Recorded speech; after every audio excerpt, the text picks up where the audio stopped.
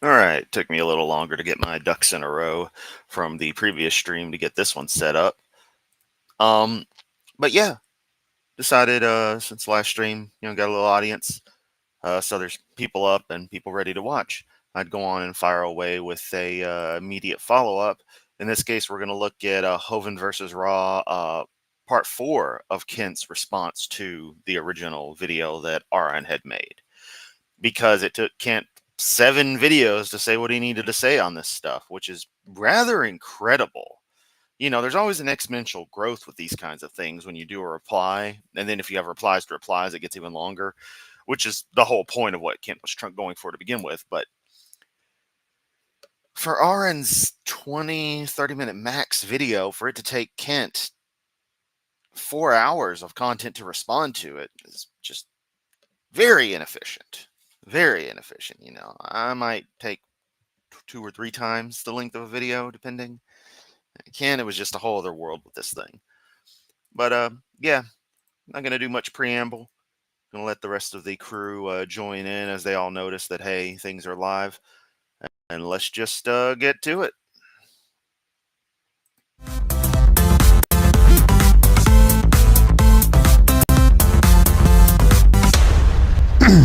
Good evening, folks. November the 1st. Did I get it right? All Saints Day. Happy New Month. Happy, yeah, whatever it is, 2018. Great day today. Guy called me this morning and said, listen, I am completely confused, all these different religions. Help me understand. And so I led him to the Lord over the phone. It took me about 20 minutes. And William, happy birthday. Welcome to the family. That's what we're here for. You mentioned baptism. I think we've had... I feel like had William called a rabbi, had he called an Islamic sheikh, had he called anyone of any religion, he would have, just went with whatever they said. But he decided to call Kent fucking Hovind. Also, press X to doubt, but whatever. 34 baptized here now at Dinosaur Adventureland. So if you've given your heart to the Lord, haven't been baptized, come on down. We got a lake. It's probably a little chilly now. I haven't checked it. Jeff, you been in there? Not lately. No, it's... Have you seen them baptize the Russians through the ice where they do that? Unreal. Cut a hole in the ice and dip them in and pull them out. It's amazing. We're going to finish, or if not finish, we're going to do part 4 tonight of Mr. Nelson's... Oh my God. That was unexpected. Made me pull out my gravel voice. Oh my God. diatribe that we'll be dissecting line. Oh yeah, diatribe. You're one to talk, Kent. I mean, I'm one to talk, but at least I admit it, which doesn't necessarily make it better. But just saying, I'm self-aware enough to acknowledge that sometimes my monologues turn into outright diatribes. I think that's the progression scale. Someone correct me on that if I'm wrong, because I know you will. Because, well, I don't like being corrected, but I do. I hate finding out I'm wrong about something, but I also like knowing that I hopefully won't be wrong about that in the future. It's just that feeling when it's like, oh, I was wrong. Now I feel stupid. Anyway, Hovind never experiences that, not because he's never wrong, but because he's incapable of acknowledging that he's wrong. Because if he did, he'd realize he was wrong all the time about absolutely everything. Hell, I wouldn't be surprised if Kent Hovind isn't even his actual name. And somehow everyone's just played along with it because they realized there's no point in arguing. This is perfect. I bet he's sorry he agreed to this, or I could shut him off word at a time and answer it. But got a couple prayer requests first. Let's see. First of all, Philip, you took the tour on the four-wheeler and did not get the certificate. Is that right? That's correct. And you work for the Sheriff's Department in Kentucky. Hold up. Let's take a look. And did not get the certificate. Oh my God, you get this fucking caricatures.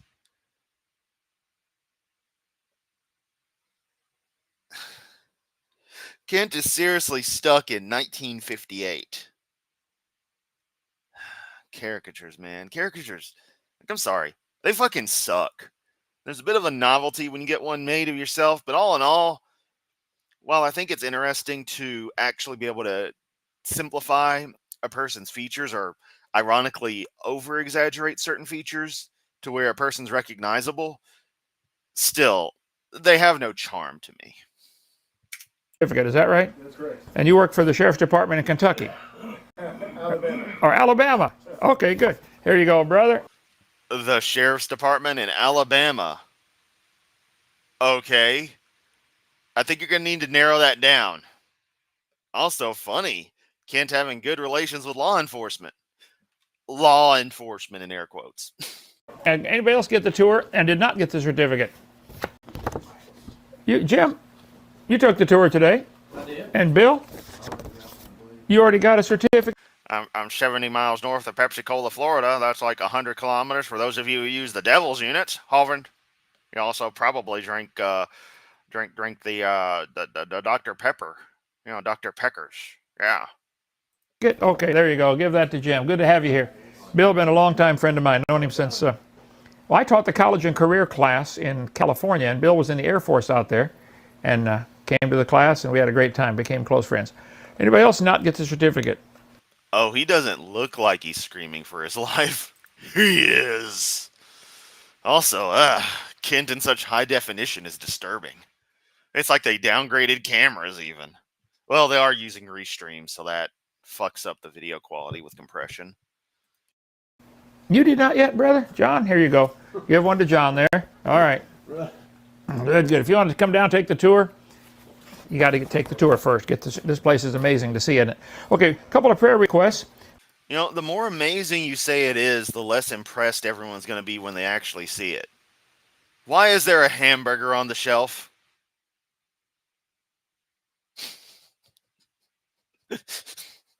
Sorry, I just noticed that ADD moment with me. Oh, at least it was perfectly delivered. I forget what I was talking about before I noticed the hamburger. I don't see potato. So Kent is clearly not eating hamburger and potato every day. They are killing about 5 white farmers a week in South Africa. It is going crazy over there, so be praying for that. Okay. The fuck, Kent. Yeah, that's real important to bring up. As you know, you're supposed to be focusing on debunking R and Ra. Isn't that what you're supposed to be doing? You wasted 2 minutes here already, Hovind, of your 44-minute video. Come on, get to the point, man.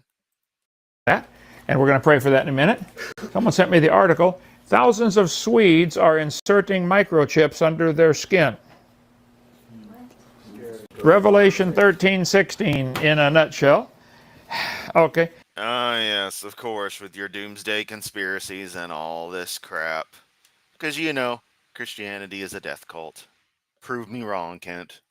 Pray for Miriam, who has cancer. I'll be glad to pray, but Miriam, you need to call Bill Sardi. There may be a nutritional help for that. 909 Oh, yes. Yes, that'll really help. We're not even touching on that. 593-9501. If you have any health issues at all, Bill's the smartest guy I've ever met on nutrition and health and vitamins and minerals, and he may be able to offer some help on that. All right, let's pray. Heavenly Father, thank you for letting us be part of your family. I pray for Miriam, Lord. Give her wisdom what to do. I pray for the folks in South Africa, Lord. What a mess over there. And for the Swedes, Father, the Swedish Christians now, and those in India, where they're starting to force this microchip technology on people. Lord, please give them wisdom, show them what to do. Please guide our Bible study tonight as we talk about your amazing... Seriously, does anyone else find this ritual extremely creepy? I always have. Creation. Like, I never understood what that uneasy feeling I got during prayer was. And really, only relatively recently did I finally realize, oh, it creeps me right the fuck out. It's a disturbing ritual, but everyone around me treats it as normal. Huh, that's what I was feeling as a kid. And try to refute some of the things that are being taught by skeptics and scoffers. Please guide us now, Father, in Jesus' Oh my God, Jess, you're right. It's got to be a Krabby Patty. name. Amen. One person texted me and said, why are you wasting time on Mr. Nelson, who calls himself Ra after the Egyptian god Ra?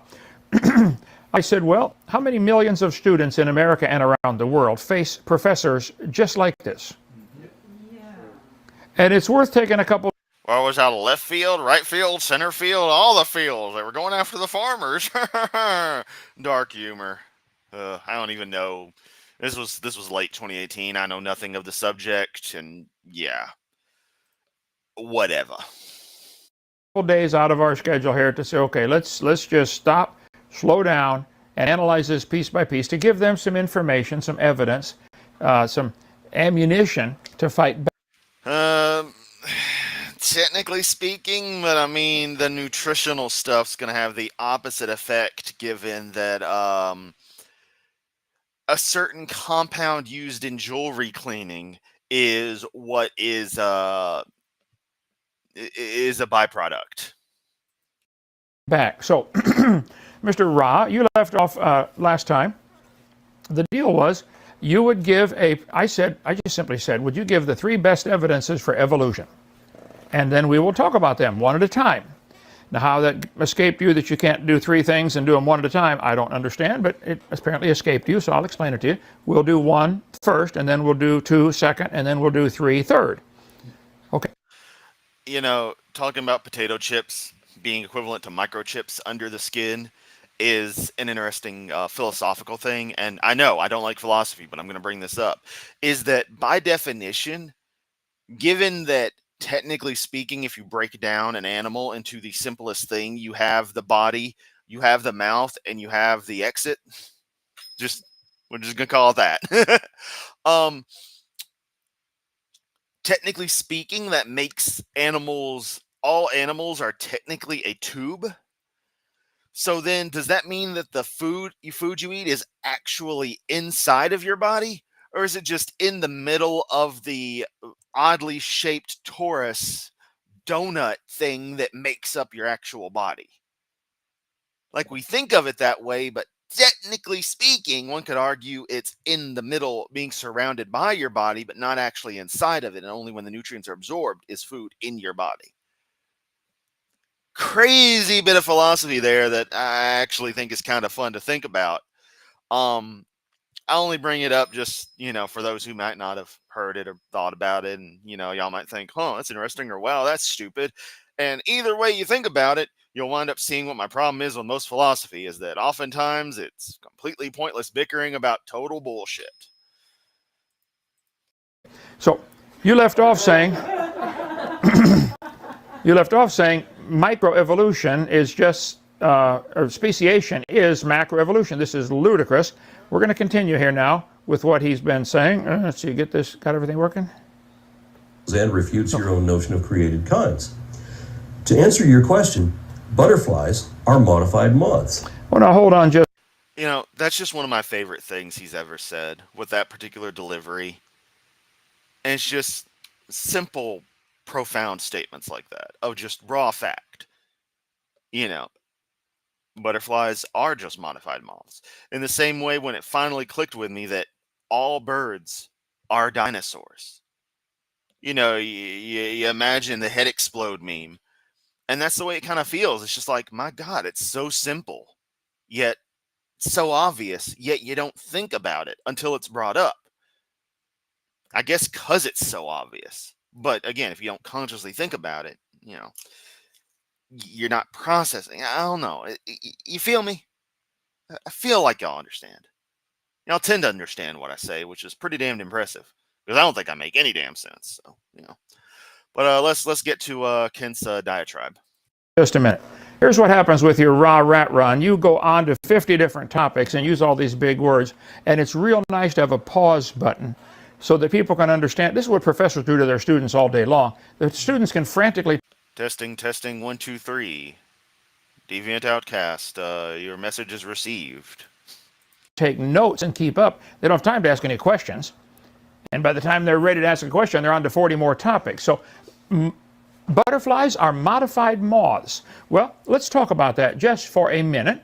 Let's see, Bill, good to have you here, Jim. Let's see, Alt-TV. I think I got it. Yeah. To answer your question. Hey, Dog Walker, I'm about to do some complex math. Let's let Kent ramble for a bit while I'm going to do some complex math. I mean, I have ChatGPT do some calculations for me. So don't worry, I'm working on something in the background. Question, you said butterflies are modified moths. No, Mr. Nelson, they are not. And you should not teach this nonsense to anyone at expense. The difference is in the feelers on a butterfly moth. The antenna. Most butterflies have thin, slender filaments, antennae, which are club-shaped at the end. Moths, on the other hand, have a comb-like or feathery antenna. Literally describing elements of evolution, trying to use them to defeat evolution. This is freaking hilarious here. Let's see, I'll show you. This is a moth, this is a butterfly, okay? Their antennae are very different. Butterflies are not modified moths. Each one works amazingly well for all sorts of their sensory systems. How would it work in the meantime while it's transitioning from one to the other? If it works fine as is, why would it change? Did it improve? How could you study biology at the University of Texas and not know this? Butterflies and moths are not the same. Okay? There are lots of differences. Other taxonomic schemes have been proposed, but none of them is perfect. Both taxonomists and amateurs make use of the obvious difference between butterflies and moths. Type in Google, it's Google, and enter in the little line there. It says, what's the difference between butterflies? Meanwhile, Kent, since I know your cronies have been to my website, you can go to xadara.com, pronounced Zadara, and you can read up on all kinds of random crap that I enjoyed over the course of a good period of time, the past 10, 15 years, damn near. After about 2020, things really slowed down, probably as a side effect of my medication, but also just other things. So a lot of the edge was taken off and my reactionary writing, cut out. You can also get just some honest, open discussion on how I'm feeling at a given moment, what have you, and see what happens if someone who actually has a complex, multifaceted life and interests that go beyond complaining about the same shit all the time, day in, day out for my entire existence. What it's like to actually have something that resembles a normal-ass life, or at least a normal-ass set of interests and hobbies. You could try that. But you at least are aware of me insofar as I've written a piece about you. Of course, you focused on the why I won't debate you one without actually, reading it, because I use big words that are hard for you to understand. But I think I explained myself pretty well and have, expanded on that and refined my statements on that in previous videos. Anyway, shameless plug over. Let's continue with this moron. Butterflies and moths. There are many, many differences. They're not related. They look similar because the same guy designed them. His name is God, okay? Wing. Okay, so I asked ChatGPT to do things with the whole Pinocchio reference. Given exponential growth based on some original concept, like some basic stuff from the way the original story is interpreted usually, apparently it would only take 43 lies for Pinocchio's nose to actually reach Mars because of, again, an exponential growth rate at a distance of 225 million, was it million kilometers? Sounds about right. Yeah, let's just go with that. Yeah, 225 million kilometers. So there's the power of exponents for you. Exponents. I don't think I can actually pronounce that word correctly. Exponential, exponents. I always go expotents. But I digress. Coupling mechanisms. Moths have a system to couple their rear wing to their front wing. Remember we talked about that when we talked about some of the insects. They have a special system that couples the wings together. Butterflies don't have that. The hind wing can be coupled to the front wing. Special little clips or reticulum and a little frenulum that clips in there to hold the wings together to add stability. Butterflies don't have that. How long would it take for that to... Yeah, they're not coming on my end at all. I said coming. So YouTube's just being a punk. Evolve. And if it did change from a moth to a butterfly, that's losing something, not gaining something. A moth and a butterfly can sure look there is no gaining or losing. It's only change, you fucking moron. alike. But they both belong to the same insect family. Remember, it's kingdom, order, family, class. King Philip came over for Girl Scouts. Kingdom, phylum. Kingdom, phylum. Yeah, I'm sure he did. Pretty fucking sickening little mnemonic to remember that. Kingdom, phylum, class, order, family, genus, species, which are just they're the Linnaean taxa, give or take, I think. Um, but that just acts as a nice way to sort of look at the broader scope of things and organize some stuff. Taxonomy gets way more nitty gritty with families, subfamilies, subspecies, categories, all kinds of subdivisions that help refine exactly where a thing fits in taxa. It's quite a beautiful thing if you really looked it up and understood what the hell you were looking at. But of course, you just see it as lines on paper, all while you obsessed over a book that is nothing but lines on paper. Order, family, genus, species. So they look similar, but they're not the same. I mean, who's more qualified to talk about evolution? Seriously, me or Dr. Kent Hovind?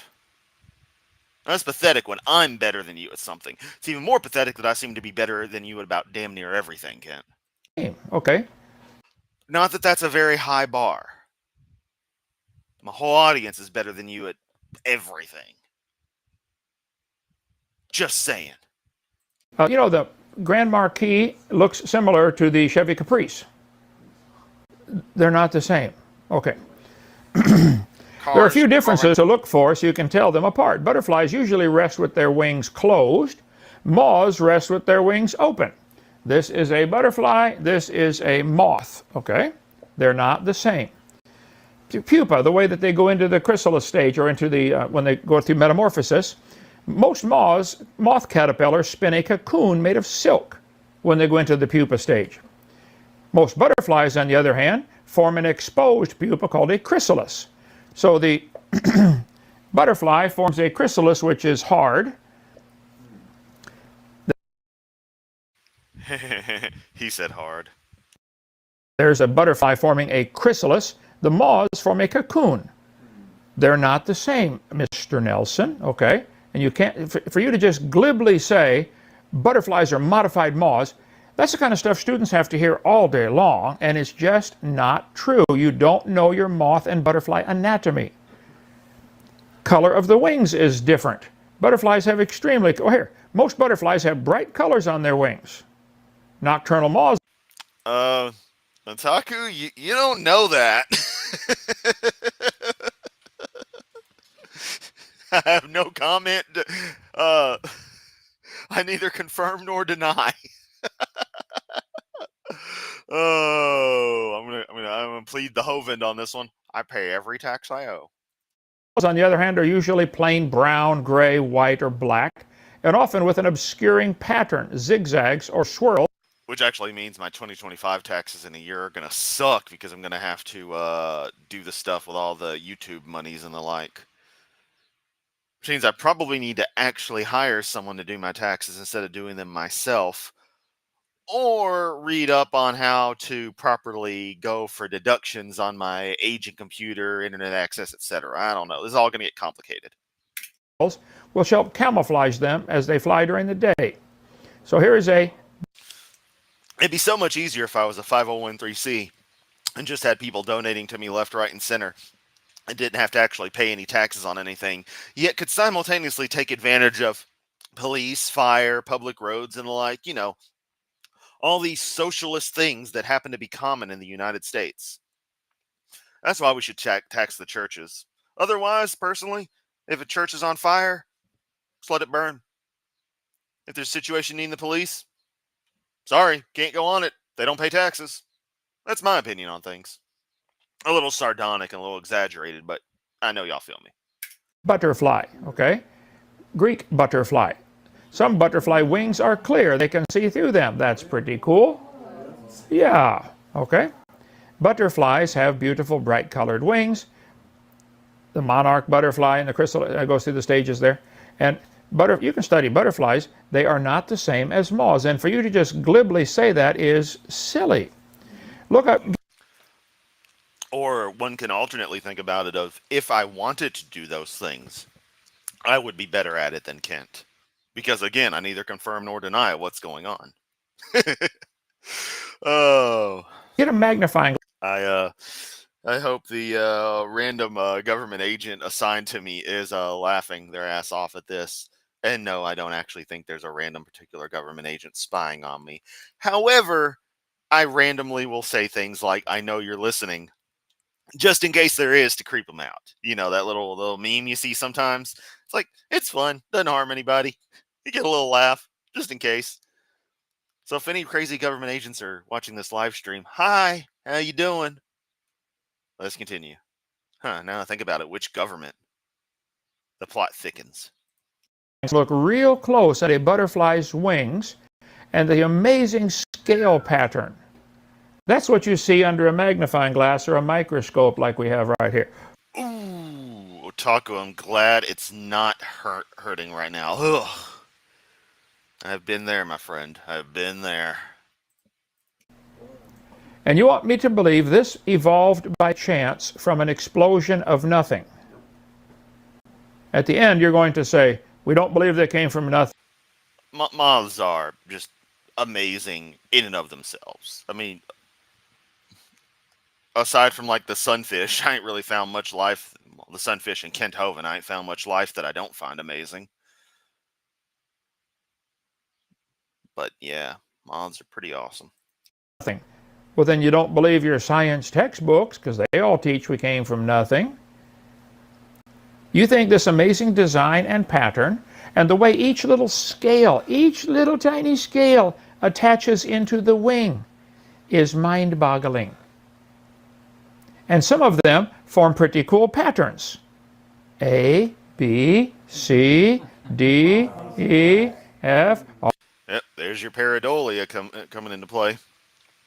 It doesn't just work for faces. It can be triggered by anything that we would recognize that's a natural, some natural occurrence that happens to match something artificial. All the letters of the alphabet found, and the numbers found on butterfly wings. Who'd have thunk it? God speaks English, I guess. Okay. But the textbook says 18 or 20 billion. Those are Latin characters, Kent. You know, funny thing, while the language has changed a lot since they were in vogue, runic would still be the proper way to write English. I've considered going through the effort of learning runes, specifically to write in proper runic, see if it flows smoother or not. But I just don't have that kind of energy to commit. Again, I got stupid shit in Guild Wars to do. But I like the idea, and I'd like to see how challenging it could be, or how rewarding it could be. So maybe I'll get around to that. I don't know. But yeah, we adopted the Latin alphabet. English isn't really supposed to use the Latin alphabet. There's a reason it's called the Latin alphabet. 10 years ago, all the matter in the universe. And ironically, a lot of the languages that evolved from Latin added additional characters for particular sounds, and English uses pretty much the straight alphabet. So I find that kind of funny. But again, I'm no linguistic expert. I have strong opinions, but I'm no professional, so I'll reserve any additional commentary. That will mean all the butterflies and all the moths, and you, Mr. Ra, Nelson. And yes, they are Arabic numbers. Good point. Was concentrated into one very hot, very dense region that may have been smaller than a period on... Can you imagine Arendt being smaller than a period on a page? Yeah, Kent. I can imagine that, just like I can imagine your God. The singularity concept is a lot more believable, though.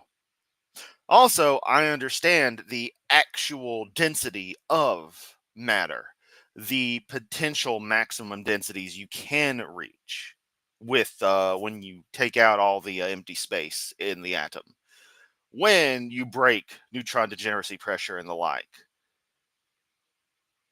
and you get to where it's just a cork gluon plasma and the like.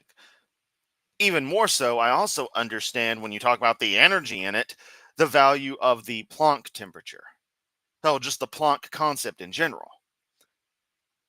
I understand these things, which is kind of amazing, And I know there's the saying of if you think you understand something in physics, or especially quantum physics, you don't. And I say that insofar as I feel like I have an understanding of these things in enough to be able to look into them further, the basic understanding. But suffice it to say, I'm actually aware of this crap. I realize there's an actual mathematical maximum temperature and it's really fucking hot. So, yeah, you could get everything condensed really tiny, really hot, really high energy. Actually makes a lot of sense to me, Kent. Your Magic Sky Daddy does not. For multiple reasons that you would just nuh-uh. Let's continue. I will refrain from the obvious comments I could make, okay? Butterflies have a phenomenal anatomy. Study them for a while. Just the beak, just the nose, the proboscis. I'm gonna double check if it's just his thing. Discus. Yeah, it's just his videos, just frozen. If you there. cut it in half, it's little tiny tubes, so they can suck in and out, and they can roll the thing up. There's something else here that sucks. It is phenomenal. Their own little proboscis, retractable straw that they can actually steer the thing and go into the flower. Park on the flower and stick it in this one and go stick it in that one. They can, and it's as long as their body. So all that stuff was in a dot smaller than a period. Also, I need to go back to listen to if he says something the way I think he said it. Into the flower. Park on the flower. They can actually steer the thing and go into straw. It is phenomenal. Proboscis? Their own little proboscis. Probosc. I guess he kind of said it mostly correctly. Proboscis. Yeah. It sounded like he might have actually said it incorrectly, and I wanted to be nitpick on that. And a period on a page. Their eyeballs are mind-boggling. They'll have like 2,000 lenses. And all this came by chance from an explosion of nothing. This one has 12,000 eyes. A butterfly sees you through 12,000. Boy, I'd love to see that picture of the 12,000 eyes if your video didn't fucking freeze, Kent. And I'm going to presume that's your end of things and not Aaron's download of your video. Eyes. Butterflies are one of the most beautiful creatures in the world with more than 15,000 species of butterflies. They have an eye that you could probably study the rest of your life. It's mind-boggling in my humble, totally unbiased opinion. So, the caterpillar makes a chrysalis, slowly turns into a butterfly inside. He starts off, no wings. His whole body goes in here and dissolves, and then all the molecules come back together into a butterfly. He didn't have any wings before. He had a whole bunch of legs, and now he's only got 6. Didn't have the proboscis before, now he's got a proboscis. Where did this information come from? How did it live while it was in the chrysalis stage? And you know, metamorphosis, pretty fucking fascinating concept. Really wild stuff going on. I find it kind of terrifying, honestly. But like all of nature, it is clearly what it is. It's clearly a chemical process that goes on because all life can be boiled down to chemical processes. No pun intended there, because you could literally do that in a sense. As I keep saying, it's chemicals doing what chemicals do. Emergent complexity, that's what it's going to fall back on every single time you ask these dumb questions, pose these ideas, marvel at something. It's like it can be simplified back down. Does that take the magic out of it? You know, the sense of wonder I have for a lot of these things? Not really. Because it still happens. It's still absolutely wild. I don't know. I can understand how you see the world, but you are incapable of understanding how anyone else could see things in a way different from how you do. And I think that's the biggest problem, because if you were capable of that, then you would understand what's actually brought up. But you're incapable of that, so you hold fast to this dishonest bullshit because you truly can't understand that there is an actual active view that doesn't match yours. If all that very careful meandering around language made sense. I don't know. Getting a little pissed off at Kent here, and I don't even know why. Maybe I need lunch.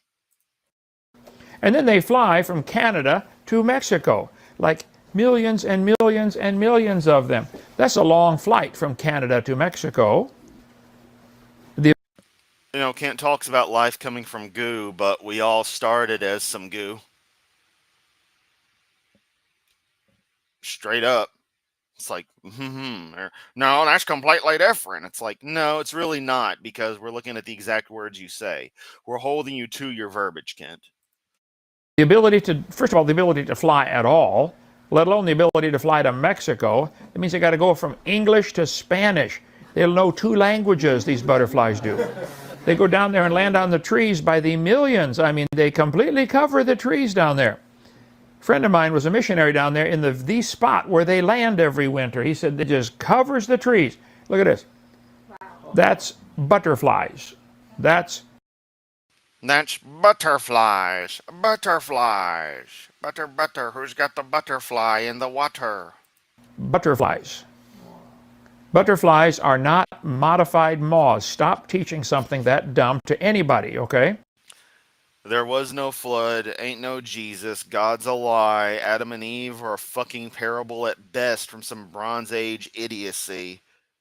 The Bible's a load of shit. How about you stop teaching lies, Kent?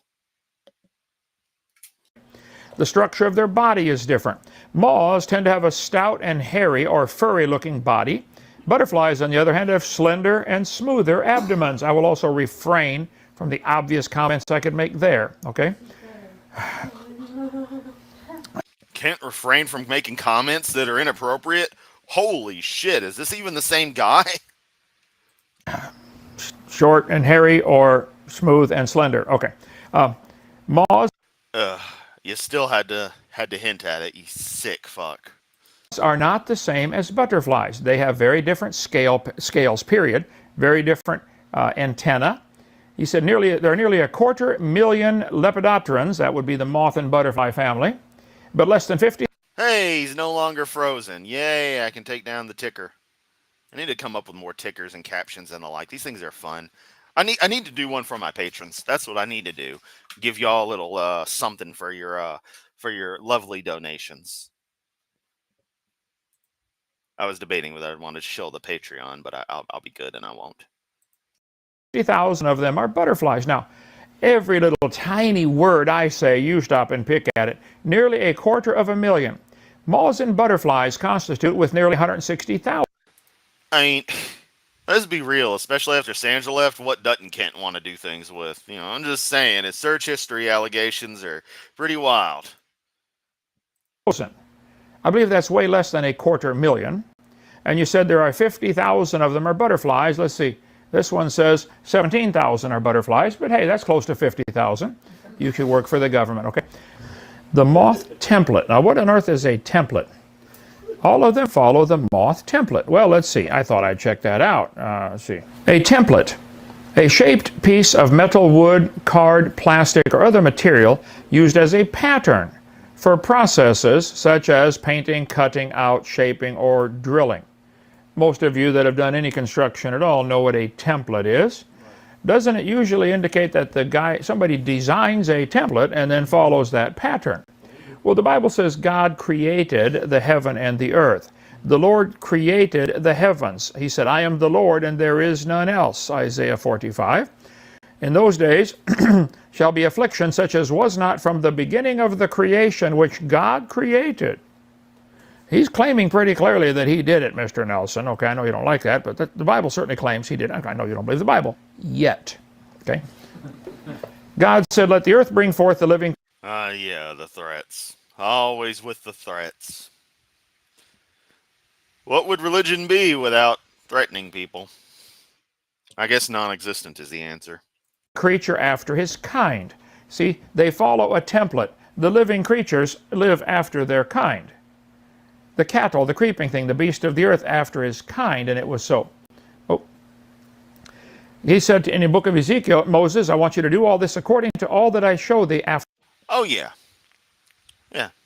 You can't go for a more fitting definition, following the actual usage as contextually obvious. No, he's got to go for that.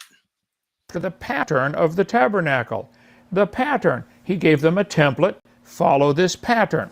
Look that thou make them after their pattern, which was showed thee in the mount. See, if there's a template or a pattern that indicates a designer to do that. Howbeit for this cause I obtained mercy, that in me first Jesus Christ might show forth all long suffering for a pattern to them which should hereafter believe on him to everlasting life. 1 Timothy 1. Howbeit for this cause is a pattern. God gives patterns all the time. God uses patterns. Have you ever seen a hairy pig before like that? I thought they were sheep for a second. See, they have 4 legs and they have 4 legs. That's a template. That's a pattern that works really good. So they. Well, let's start with step A. We wish Hovind would actually learn anything. They can walk, right? And they have ears so they can hear. That's not proof of a common ancestor. That's proof of a common designer. That's a pattern. Without threatening people, religion would just be another fandom obsessed with a specific work of fiction.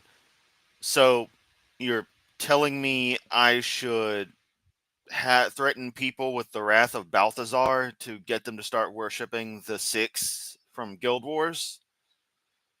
'Cause I don't want to do that, man. I don't think I'm ready for that challenge. I'm not the one.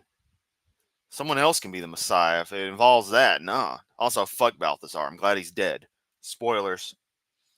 Yeah, you kill a god in Guild Wars. Not much of a god, are you? Actually, that happens relatively often.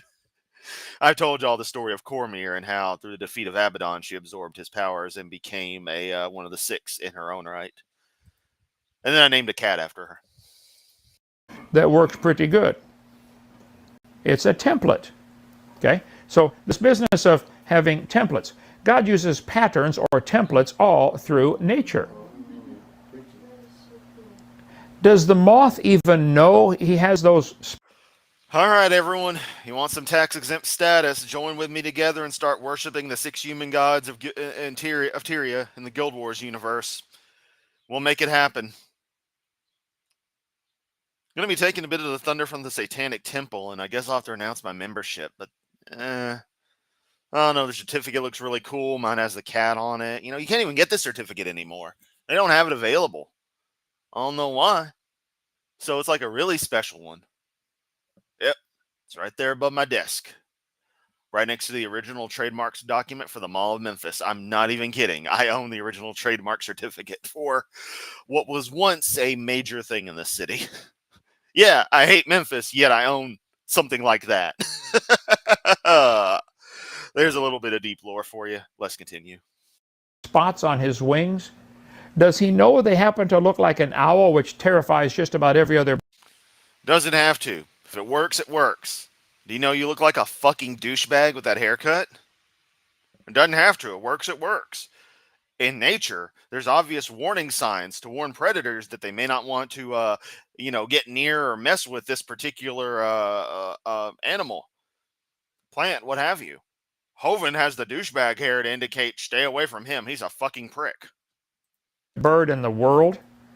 They're all terrified of the owls. Does the moth know? Did he make them show up there? Why aren't they square or triangle shaped? Why round? You know why I can't? Because they more than likely were plenty of all kinds of different shapes on there. And yes, I realize I just butchered English, run off the cuff, because, yeah, hearing this without Aaron's interruptions and wonderful commentary is just annoying. Wow, I was watching a Hovind video and I'm annoyed, go figure. Those shapes would not have scared away predators as well as the round ones that look kind of like eyes. And so natural selection would have selected 4 of those to survive, more likely to reproduce and more likely to continue with that becoming the dominant phenotype. But natural selection doesn't produce anything. It creates a change, or it selects against a change. It establishes something as good for the environment that the creature's living in, as good for the population in that environment. And if those traits add up, or there's another particular mutation that gets a nice benefit as a side effect of that one, that trait will also keep on going. Stack it up a few thousand times over a long enough period. Time's the right. The time is there. Quit arguing against it, you prick. You get something that you might call a new species. Just depends on how you're measuring things, because it's all relative. You remember when you had relatives that weren't all dead or hadn't disowned you? Remember when you had a family, Dick Kent? Boy, that seems like forever ago. Because it was. This is going to be really dark, but it's kind of nice knowing that Kent is, generally speaking, going to die alone. And that's evil of me to say, and I don't give a fuck. This is Kent Hovind we're talking about. Warms my heart to know that his family has abandoned him. Yet for some reason, they're still right up young Earth creationist shit pile like he is. They never go far enough to realize that maybe that's part of the problem. But I digress. Is that a pattern? Looks pretty reasonable to me. The chromosome studies of 4 species of moths. Moths belong... Also, Otaku, yeah, I am a major fucking nerd in a lot of things. There's also a lot of stuff I don't give a damn about, just straight up. But if I deep dive into something, I dive deep. Stuff I like, I like. ...to the order Lepidoptera have high numbers of small-sized chromosomes. 380 chromosomes? Someone wrote a book called DNA and Hereditary. It says butterflies have 380 chromosomes. I found the best article yet in Nature, which is a very famous science magazine. It says there's one group of butterflies where the number of chromosomes is different. Technically speaking, Dog Walker, they have to here in the States as well. The only thing is the criteria are extremely low. And if you match anything else that's already considered a proper church or something, they usually just throw it at you. It's like, oh, you're a Baptist church? Okay, you got it. No questions asked. It varies from 20 to 268. Well, chromosomes are pretty tiny. Here's a grain of salt compared to the eye of a... No one's coming to my birthday either. Am I a bad person? No. It's my 5 ex-wives who are wrong. There we go. I managed to merge Skinner and Hovind. You guys owe me some super chats for that. Yeah. Toss them shekels over. I don't care if it's 10 cents. I mean, I think YouTube minimizes it to you have to do $1 or a dollar equivalent in your currency, but still, if you feel like it, it helps. A needle, okay? Salt grains are pretty tiny. It takes 3 of them to equal about a millimeter. There's a grain of salt on a penny, okay? The human hair is about 0.06 millimeters across. Blonde hair, red hair, and brown hair are different sizes. Average blonde has about 100,000 hairs on their head. Average brunette has about 80,000, and average redhead has 60,000, and who cares? I just lost interest. So here's a normal... I'm going to bring up all this stuff and then say I lost interest. Also, hair follicles are different shape, which creates the different,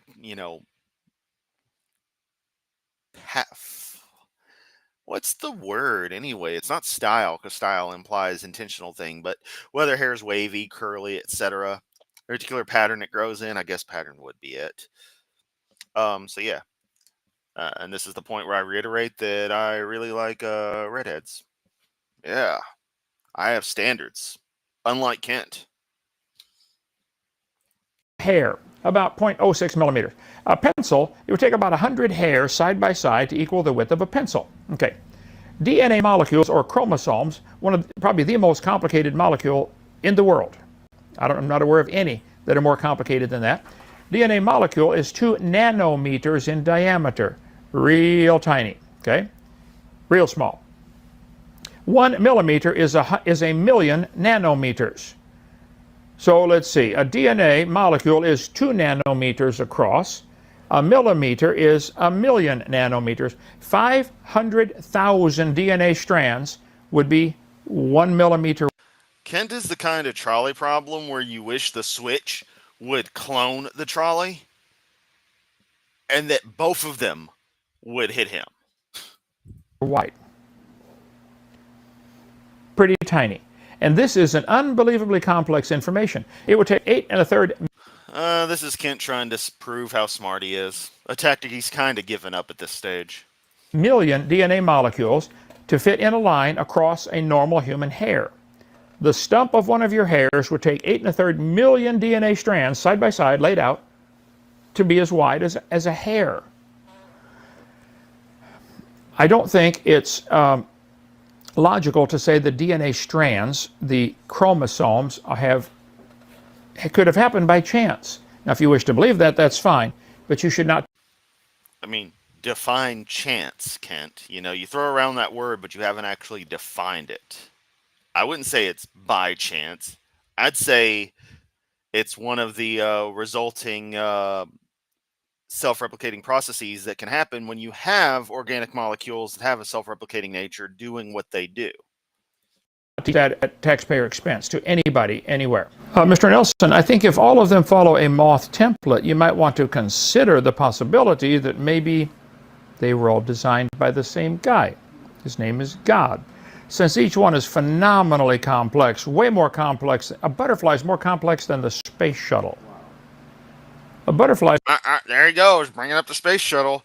Still love to get into a conversation with this man about how complex the space shuttle is. Like, okay, let's define. How complex is it? Do you understand the GPCs? How it had 5 of them? They'd vote out each other? It may have been 4. I think it was 4 active ones and 1 backup. Yeah. Do you understand the nature of the SSMEs, RS-25s? Understand the orbital maneuver, the OMS engines, orbital maneuvering system engines. Understand, the hydrogen, oxygen fuel base for the SSMEs, but that it was a dinitrogen tetroxide and dimethylhydrazine for the OMS and for the reaction control systems. Understand the radiators in the shuttle bay. That's why it had to operate with the payload bay doors open, even if there was no payload. Otherwise, the damn thing would overheat. I mean, is it really that complex? Because I was a kid reading books on all this stuff and, actual stuff that my family had gotten me from NASA.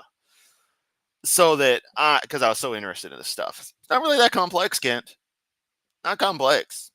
Also, the space shuttles hadn't flown for a decade now. So, just saying. I mean, at this time, it was only, 7 years, 8 years, but still. Is more complex than the entire New York City. That's a bad example. Complex than the entire New York City. Yeah, that is a bad example. Everything's a bad example with you, Kent. You are a bad example. Get something more organized, okay? Here we go. Let's finish up here. Then, of course, we have genetic sequencing to determine their familial relationship. So you have genetic sequencing to determine that they are related. Again, I would point out, if there's genetic sequencing that is similar, that doesn't prove a relationship. I'd say his name is Farty McBoogerballs. How many lines of code are there in Microsoft Word that are identical to the lines of code in Microsoft PowerPoint? And hey, you want to know something funny, Kent? If you were to make a clone of those programs and you were to write them in a different language, programming language, you could totally do that. And none of the code would be identical.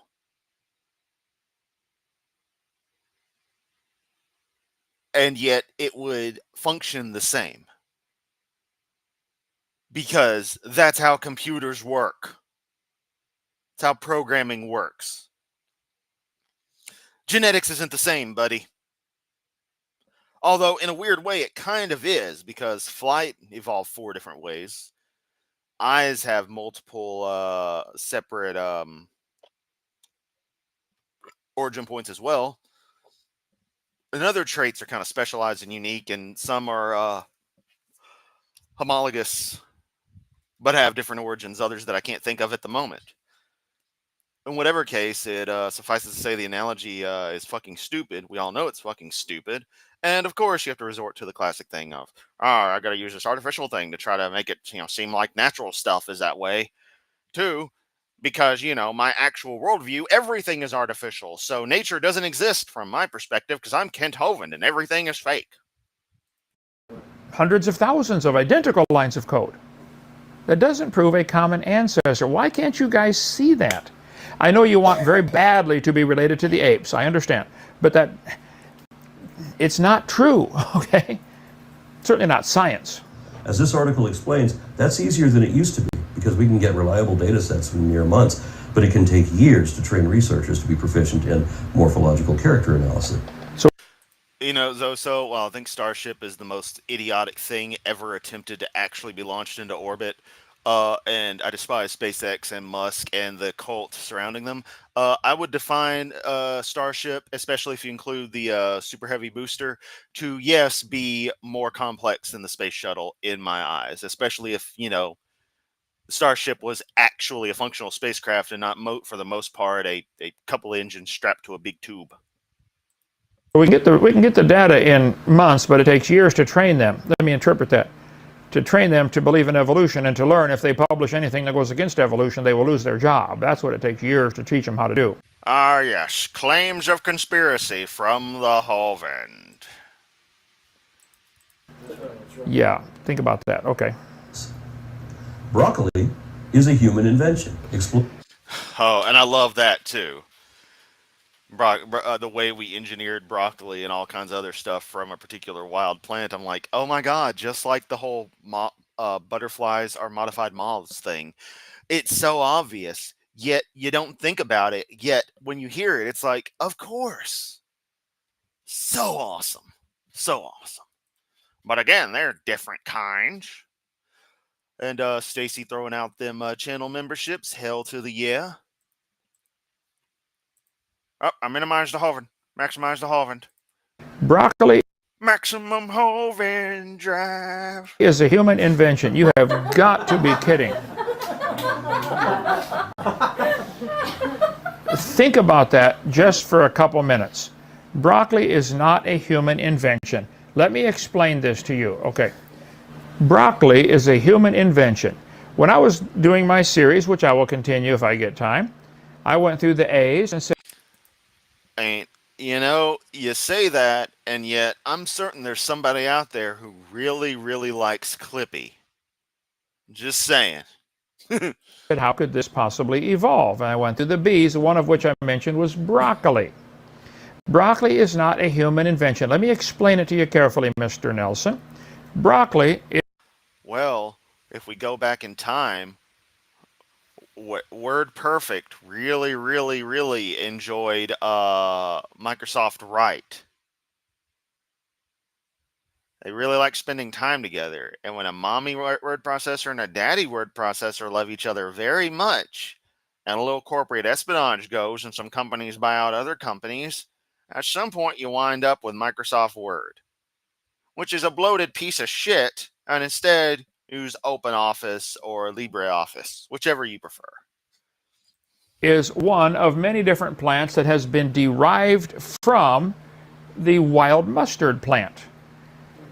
They say there must be the same biblical kind. I believe they're probably the same kind of plant, certainly. Well, I was watching a thing on that recently.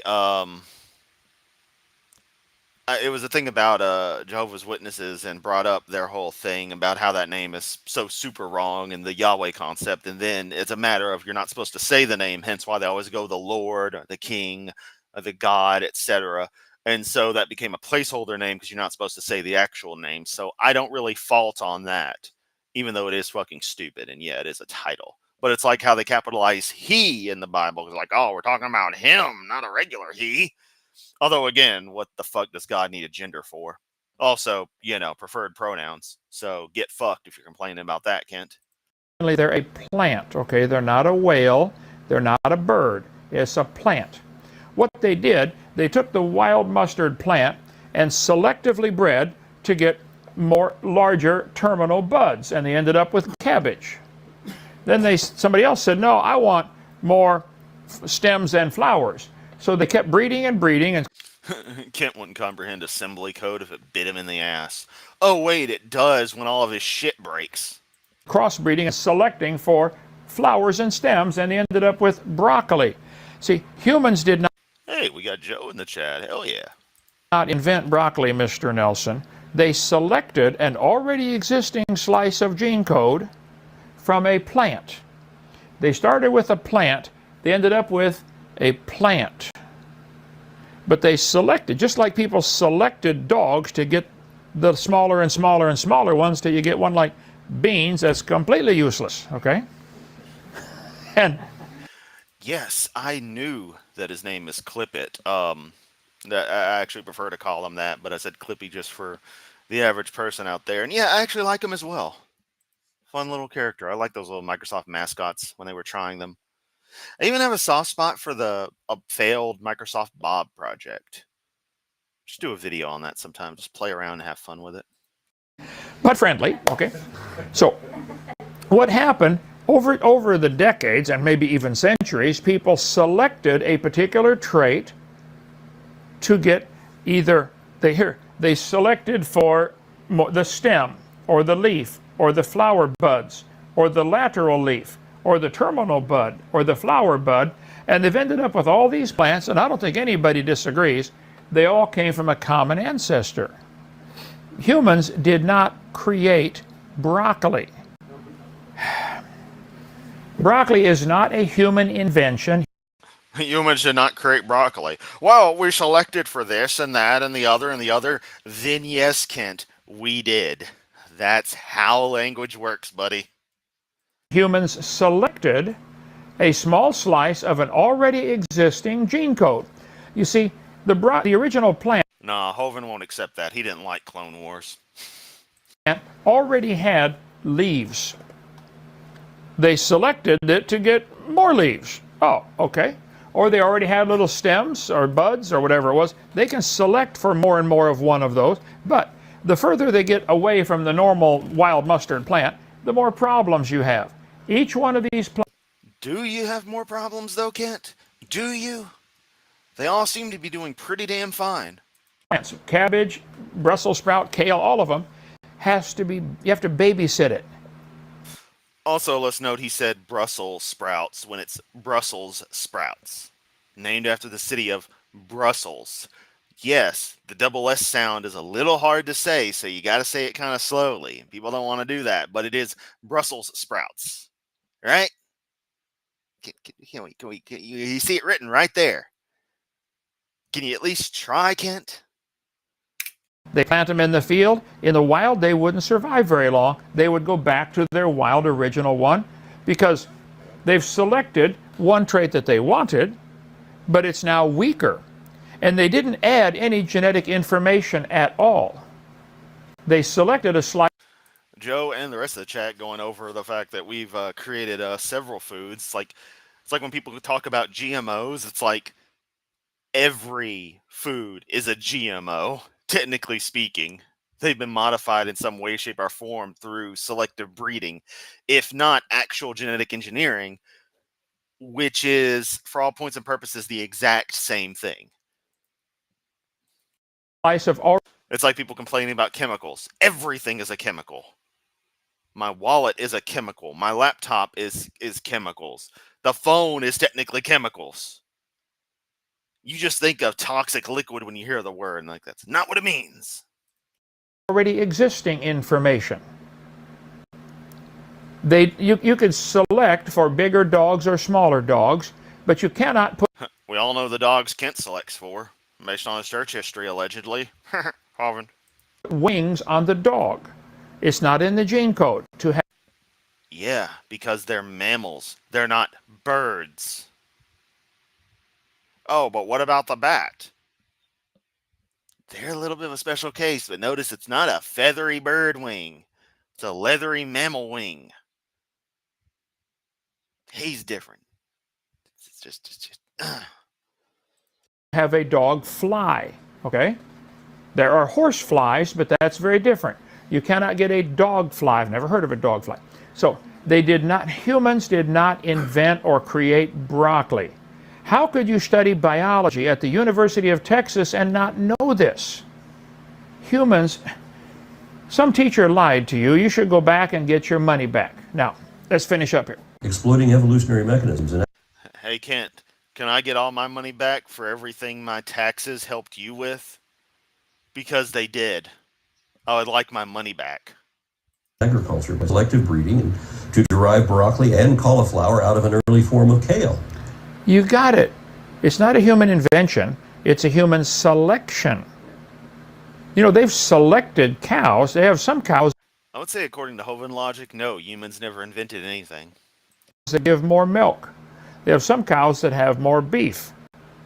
They have some cows that can stand the heat better, like the Brahma. They have selected a slice of an existing gene code from the cow. It's still a cow.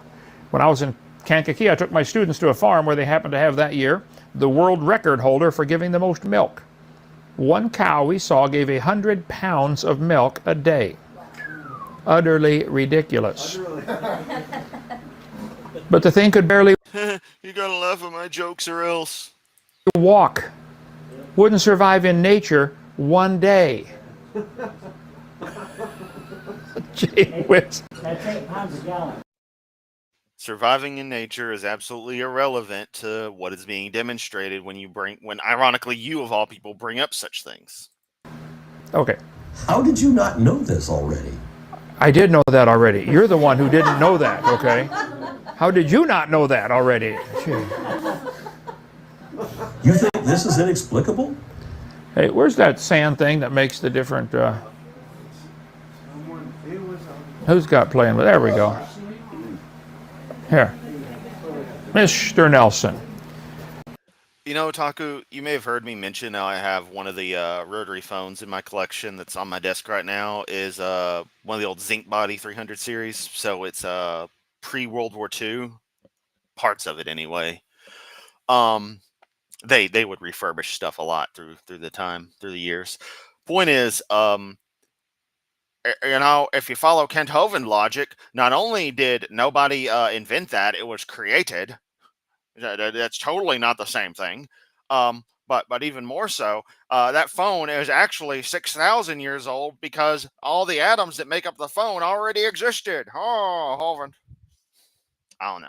Just it's like I'm glad, you know, everyone's really starting to pick up on how if you follow Kent's logic chains, you actually find out he sort of just defeats reality with it. Like, again, the base thing of how there is no such thing as nature if you follow his logic because everything is created, thus everything is artificial. There is no nature. And so you extrapolate from that to all kinds of stuff like, well, I just, you know, brought up like, you know, Otaku saying all human inventions use pre-existing material, therefore we don't invent anything. You know, it's like, that's the way his logic flows. It's ridiculous. You need to see and play with this for a while to understand geology, and you need to look at this once in a while to understand who doesn't understand, okay? What would it take to get you to admit this mistake? What would it take to get me to admit this mistake? First of all, it's not a mistake. What's it going to take to get you to admit your mistake, Mr. Nelson? You're the one. Dog Walker, I forget whether it was Laura or our other amazing friend Maria who brought this up, but apparently in the initial milking process, it actually is done by weight and not by volume. That actually would make some sense given the temperature it probably comes out at. That would affect volumetric measurements. You know, I can't get into details, but apparently the initial measurement for the quantity is actually weight, according to them. I haven't looked it up because I don't care that much, just like drinking milk, you know. But yeah, apparently that's why he says that constantly. Because in some of his citations, it actually does say how many pounds of milk, and you know, it's from like a proper newspaper or something. And I think that's because they got their information from whatever the official source is going to be, giving it in that measurement, even though it seems like you wouldn't do that. I don't get why exactly. Like I said, I think it has maybe to do with temperature. I don't know. Just saying, though. That's mistaken. Humans did not invent broccoli or any other plant. They selected it from an already existing, really complex gene code.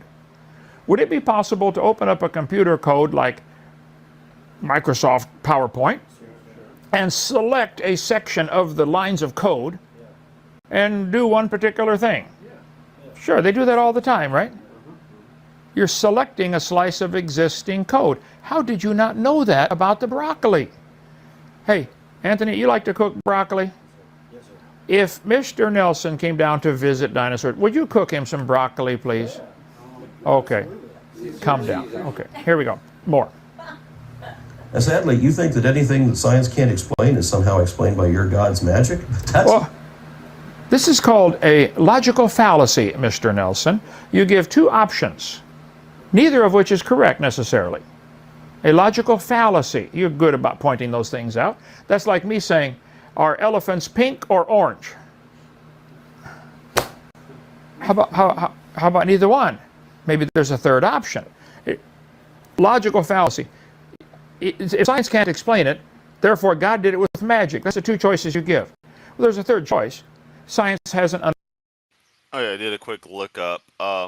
Dairy farmers measure milk in pounds rather than gallons for greater accuracy and to facilitate payment based on the milk's fat and protein content, which varies based on a Google AI overview, but it came up as the suggestion as I was typing it. So for whatever value that has insofar as the initial farmer level of things. Again, as soon as you get past that step, I can't say what goes on, but that's apparently what it is on that end. And I worked when I was at Wally World. One of the things I did was run dairy and frozen foods, which was absolute hell. Very frosty hell. So yeah, I mean, I'm all deep in on the consumer end of the whole, of the gallons and all that crap. So I'm just saying, just bringing up what information can be found and aggregated together. Understood it yet. We're still studying it. I love science. And there are scientific explanations for all sorts of things. It's not magic that these molecules are held together to make this glass. And water is not magic, okay? It's got an ionic bonding, hydrogen, oxygen molecules bonded together, 105-degree angle. And if it wasn't 105 degrees, if it was 180, like you would think it would, since likes repel, except in Doug Walker, I'm going to say that is at the point where you start measuring it in a liquid volume, post-pasteurization and the like, as opposed to, again, the farmer production level of stuff. Like, that's tiny fraction of the initial process is where it's measured in a unit other than volume, and instead by weight. San Francisco. Because, that's raw milk. That's before it has any any processing, pasteurization, and, the percentages are made so where it's the 3%, 2%, what have you. Or attract. So, if you made it where the oxygen molecule, the water molecule was oxygen and two hydrogens, it would line up and freeze solid, and ice wouldn't float. Lakes would freeze from the bottom up, and everything would die. But because of that 105-degree angle, as water freezes into ice, it expands 12%, and ice floats. Almost all other liquids shrink when they freeze. Water doesn't. Who designed that? I don't have a problem saying, praise God for water. Water! Joe popping up with a nice one. Taking a bunch of proteins and claiming that their connections is a code thought up by some god has to be the inception of idiocy, layers deep in delusion.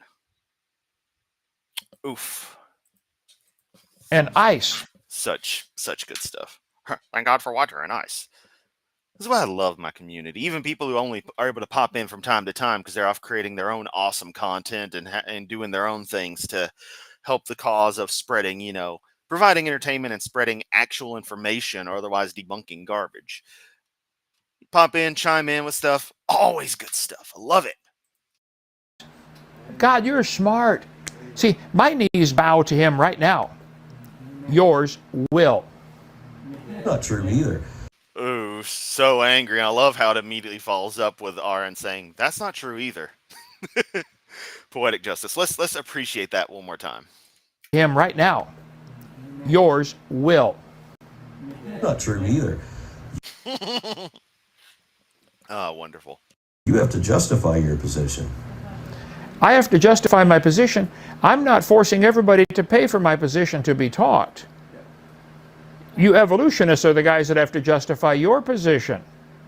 Don't put the burden of proof on me. If I was requiring everybody to teach my religion, then yeah, the burden of proof would be on me. I'm not doing that. But you guys got it in the public schools where if somebody doesn't want to pay for it, they come take away your house because it's all supported by the real estate taxes for the house. Property taxes, yeah. You also mentioned bears, which are closely related to both dogs and seals. Slow down, slow down. Oh, and seals. If there's some animals out there I have a real soft spot for, it is seals. So finding out that they too were related to dogs and bears, which again should have been obvious, warmed my little icy heart. Fucking love seals.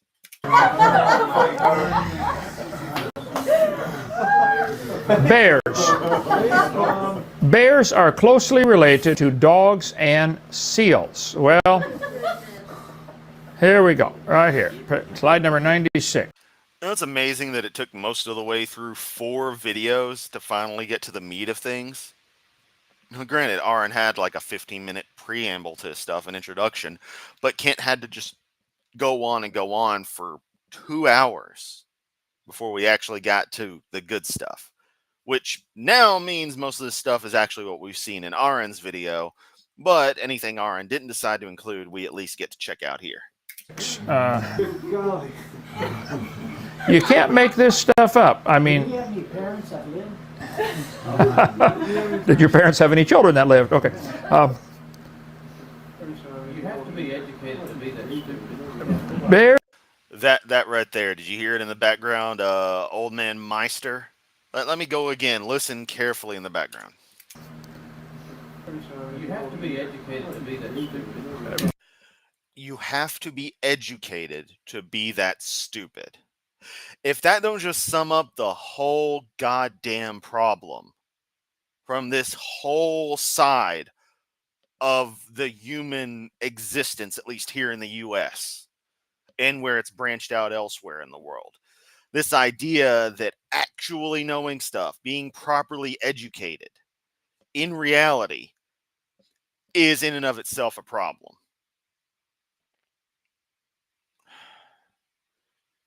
It's disgusting.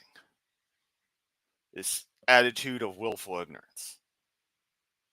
There's so many old people constantly be like, I don't need to learn anything. I'm not a kid. It's like, yeah, you do need to learn stuff. There's always something new to learn. There's always things you're not going to know that you're going to encounter. Unless you live under a rock and don't do anything different for your entire existence. Just a lack of willingness to learn about anything, too. Just makes no sense to me. I can understand being interested in some things versus others. But not wanting to learn anything about anything that's remotely, academic. Insane. In-fucking sane. Bears and seals and dogs are related. Let's see. Let me explain it to you. Quiet so you can get this now. Okay, pay attention. This is a seal. This is a bear, okay?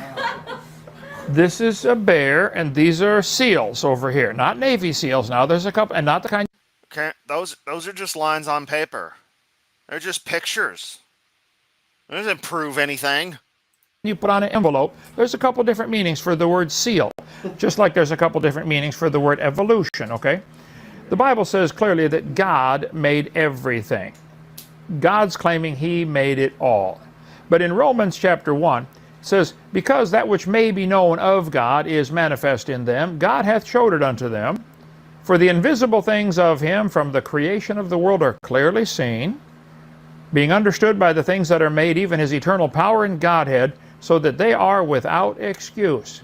Mr. Nelson, you know full well there's a God and he made it. And you want to believe that bears... Yeah, and his name is Bob Saget. I win, Kent. And seals and dogs are related. For heaven's sake, you need a little more education. Tell you what, we could start a college right here. Kent Hovind University. Come on down. I'll teach you a couple things, okay? Bible says they became vain in their imaginations, and I would ask, are you going to teach me how to evade taxes? But obviously you're not skilled enough to teach on that, considering your dumbass got caught. Fucking idiot. their foolish heart was darkened. So God gave them up. You know, God gives up on people. Kind of like you knock on somebody's door and they don't answer, so you give up and you go to the next door. So God says, hey. Joe, I thought the same thing at a point. I was like, if you put big flippers on a bear, it would look like a giant seal. It would. You had more dense whiskers and such. There you go. Shave it. Fatten it up. It's not that hard for someone to just think about a bit. But of course, that goes against any idea that Kent could possibly think.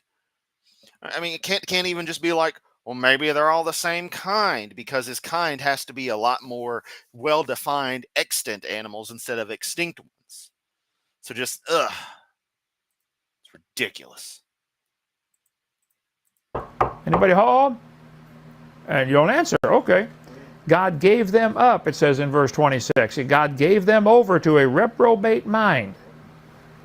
Yeah, your God seems to give up a lot. It's funny. I have more dedication, more resolve, less of a chance to give up on someone, even when I should, than your God does. I'm not saying I'm better than your God. Reality is saying that, Kent. How about you worship me? Fuckface. Give me 10% of everything you got. We have fossil transitions Starting with the dino lamp. of bears becoming seals, you said. Now slow down. Stop with the rah rat run and think about it for a minute, okay? Bears, polar bears, brown bears, black bears, American black bear, have 74 chromosomes. I suspect they had a common ancestor. A guinea pig, that's right. Now, broccoli, they all came from broccoli. Anybody can't see the similarity. They're all green except for the bears. Hello. Okay, now, how many chromosomes do seals have? Well, let's see, 32. Let me see if I got this right. Bears have 74. Seals have 32. Hovind.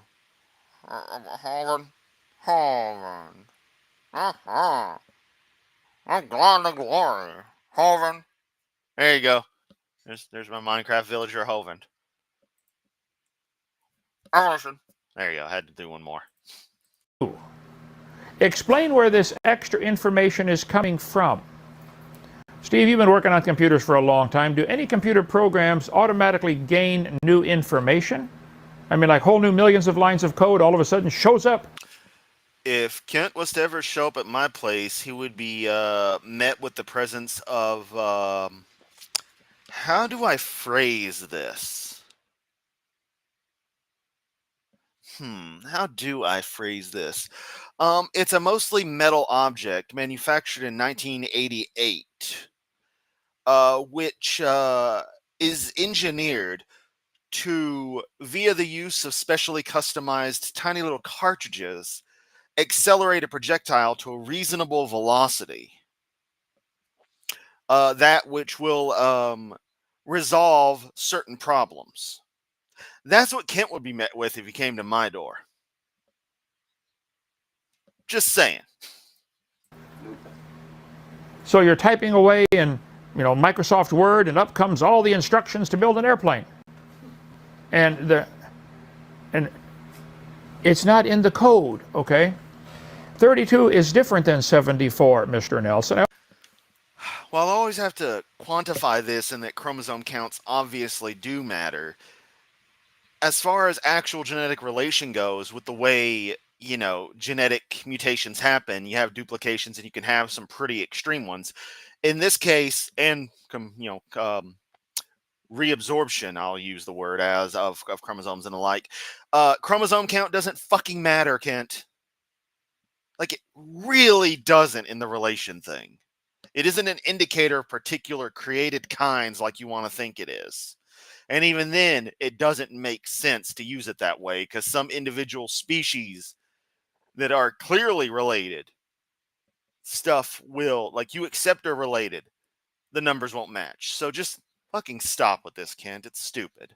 Like everything you do, but this is more stupid than normal. I also taught mathematics, algebra, geometry, trig, if you want to have a Yeah, you didn't teach shack shiddly. Yeah, shack diddly shit.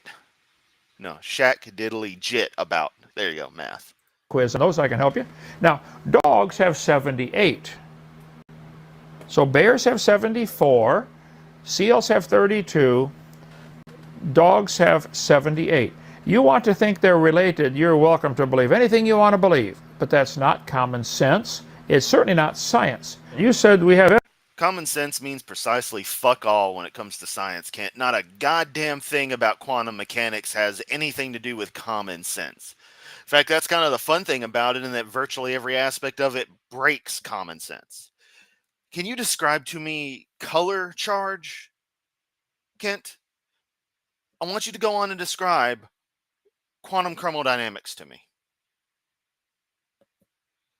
Obviously, I'm talking to a video, so he can't, but I would like, if I was to ever debate him, to ask him to describe quantum chromodynamics and tell me how it makes sense. And thus, since it doesn't make sense, how is it? It must not be part of science. Evidence showing their divergence in the fossil record. Let me point out something that I think should be obvious. Fossils don't talk, they don't have a date on them, they don't come with an instruction manual. You dig up a bone in the dirt and you put your interpretation on that. Secondly, I'd like to point out the obvious. Yeah, Harold, that actually does happen to be the measured size of the particular present. By strange coincidence. Fossils, you can't prove they had any children. You certainly couldn't prove they had different children. Why is it no bear today is capable of producing anything other than a bear? And no seal is capable of producing anything other than a seal. But you think a bone in the dirt could do something that no bear or seal today could do. You have incredible faith. I greatly admire you evolutionist faith. I do not admire your intelligence, but I do admire your faith. That's incredible. And then you had the gumption to say, none of these things came from nothing. Hold on. That is exactly what you believe. I've been saying this over and over 62 times now. Don't care how many times you said something over and over. And DM Wing brings up a good thing about strawberries as an example with polyploidy, and the particular mutations, chromosome related and the like, that that is defined as, which I forget exactly offhand. I know it came up during the Professor Dave debate, and Kent face palmed on that one. Face planted. We face palmed at Kent face planting on that one. Deviant becoming a member for 3 months at good old level 1, since that's the only level I have. I should probably rename those because level 1 is a little redundant. Message. Let's take this moment to say Hail Kurisu. Oh, I'm not that special. Let me do it once more to the dismay of the listening audience here in the room. I started with antlions as an example. Let's see. A dot of nothing exploded and became everything, which would include... Yes, Kent's reduction to absolute absurdity, the actual history of the universe. Well done, Kent. The bear. I mean, I really need to take the entire Bible and come up with a condensed version of it that just reduces it to the most ridiculous shit possible. And the seal and the dog. I'm sorry, it wasn't an explosion, my mistake. It was a rapid expansion. And the stars are not getting farther apart, one guy told me. The distance between them is increasing. Okay, I'm sorry, I misunderstood. Okay. I'm serious. You remember that? Soot, for what it's worth, my shoe size, obviously in standard American sizes, I don't know if you happen to be giving that as well, or if it's a coincidentally similar measurement. Shoe size 13. Yeah. I don't know, I think that's pretty cool. And it's also the last size where you can still, most of the time, find sizes, actually find pairs. You get 14 and above, it gets a little tricky with special ordering, so I'm lucky there.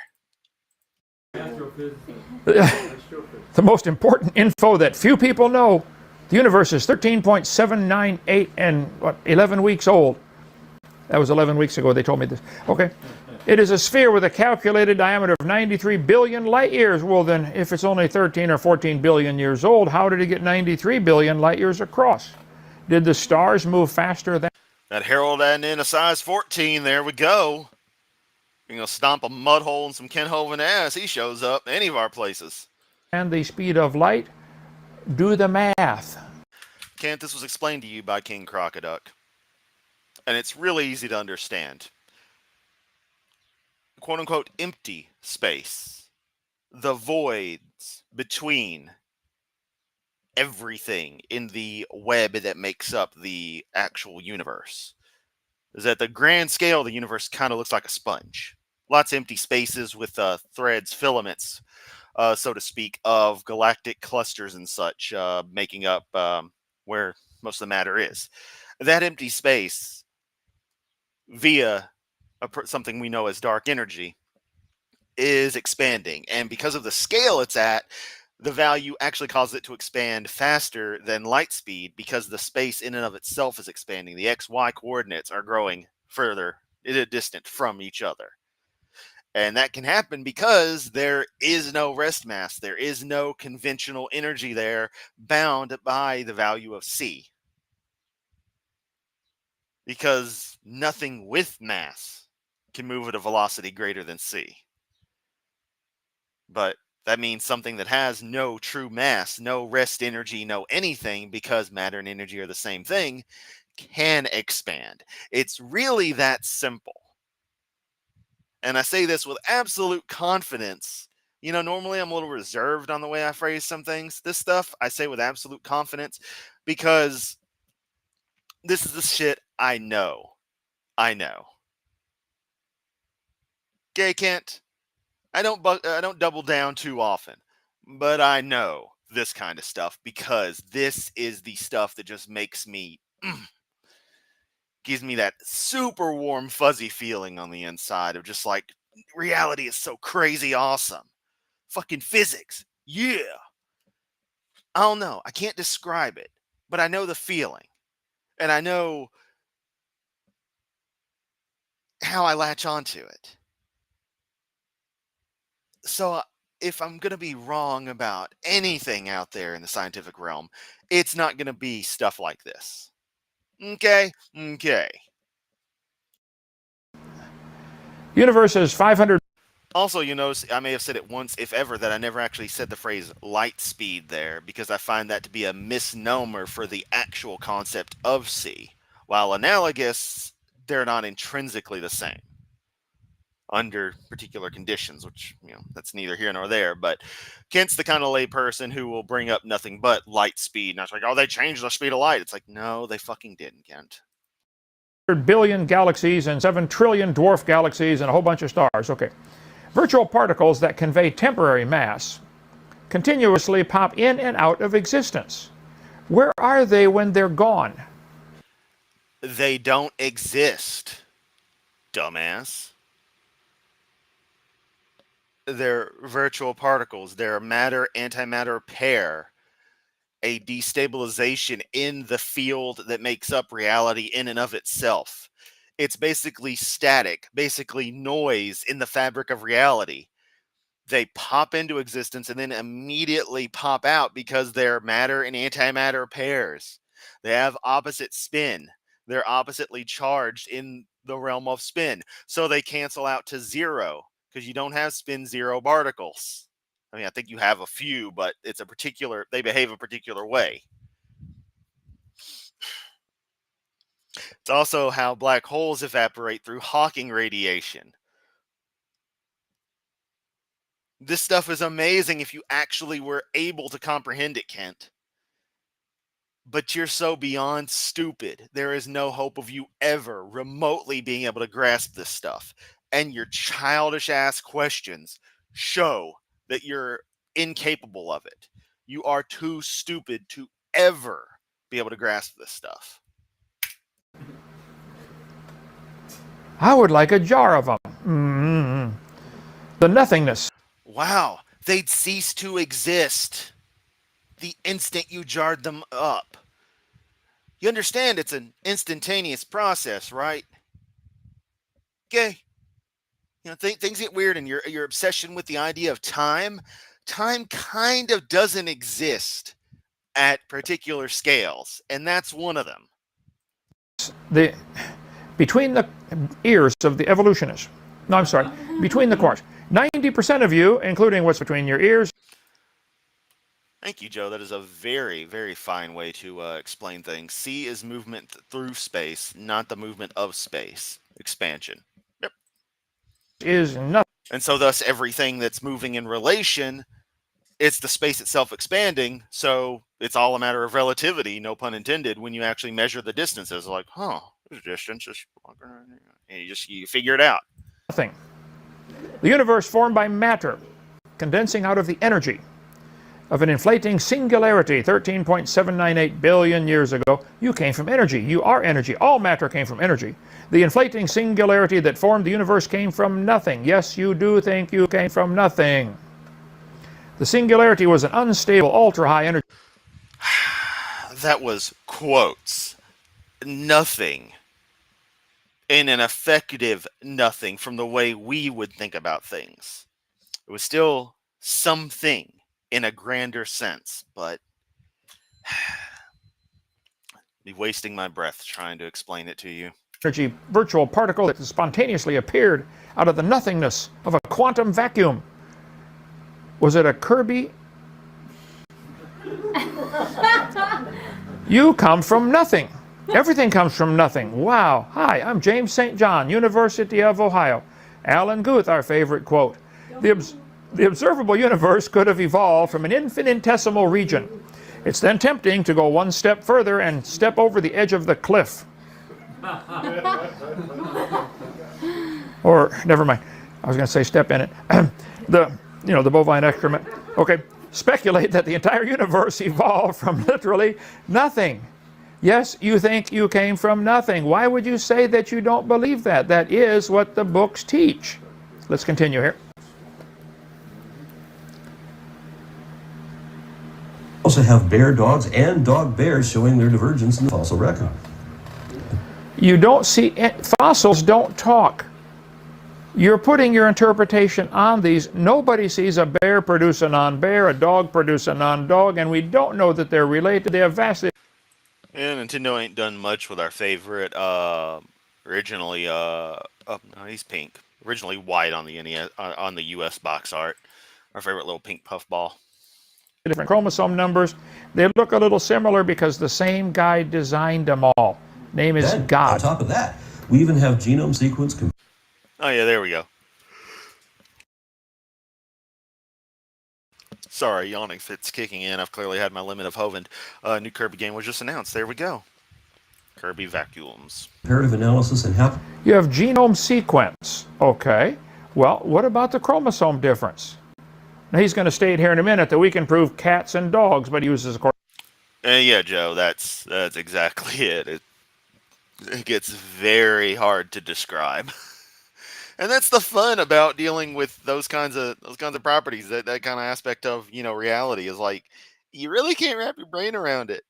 It's hard to describe sometimes. It's hard to understand. Hard to truly understand. You just gotta kind of take it for what it is at some points.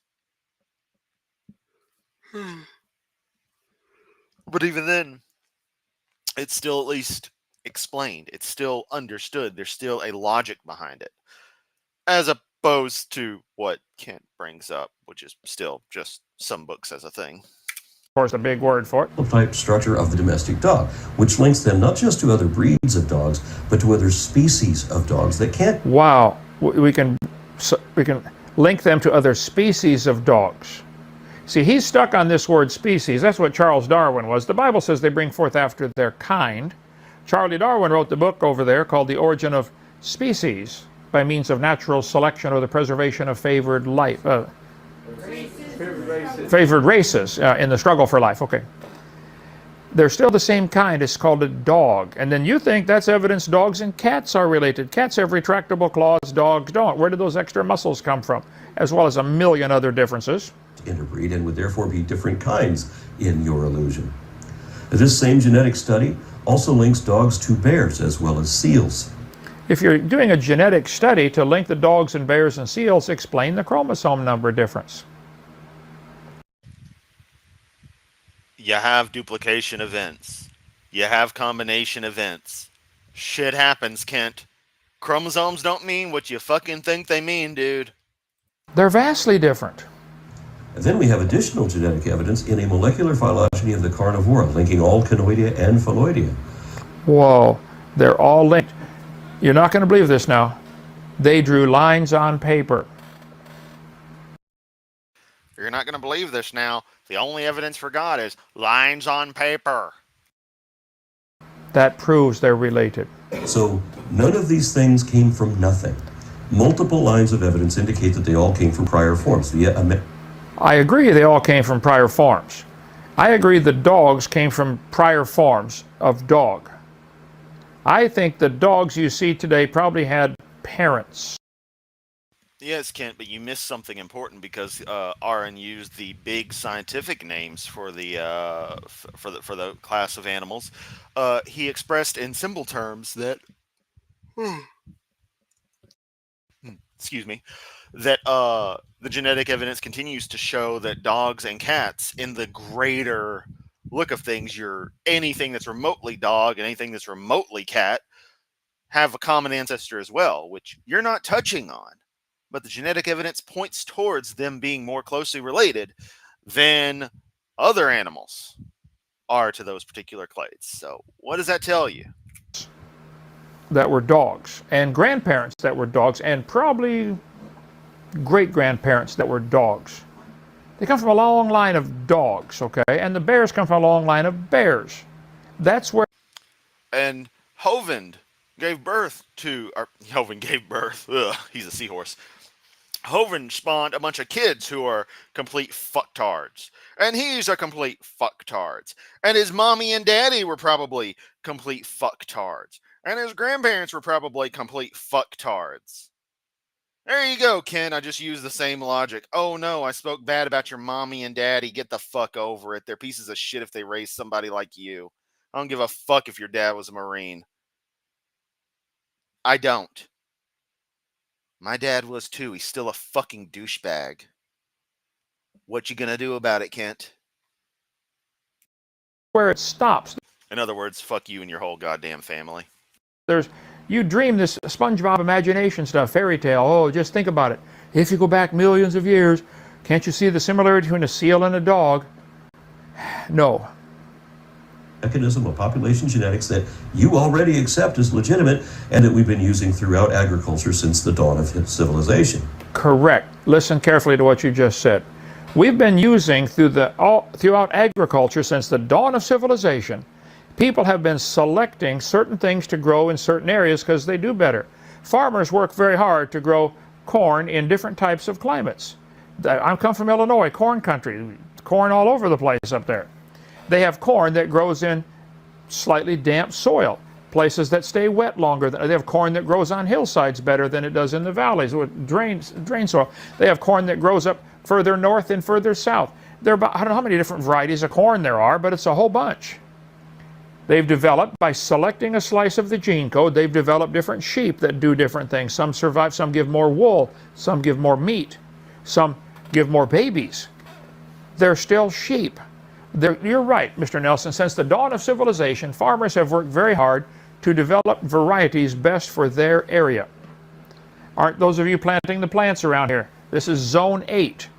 Certain things don't grow here in Zone 8. Certain things do. Anthony, did you say you had some kind of you did gardening experience, right? Yeah. How many varieties of apples are there?